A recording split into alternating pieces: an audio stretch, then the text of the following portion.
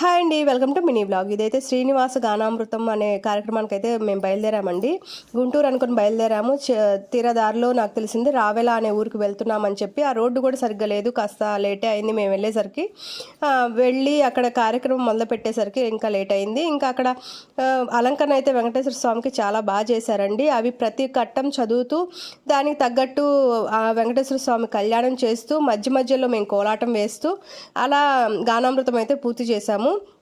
ఇంకా బాగా చదువుతారని చెప్పారు. ఇంకా బాగా చదువుతారు, ఇక్కడైతే అలా చదివారు, ఇంకా బాగా చదవచ్చు దాన్ని, ఇంకా బాగా చదివే వాళ్ళు ఉన్నారు అని కూడా చెప్పుకున్నారు.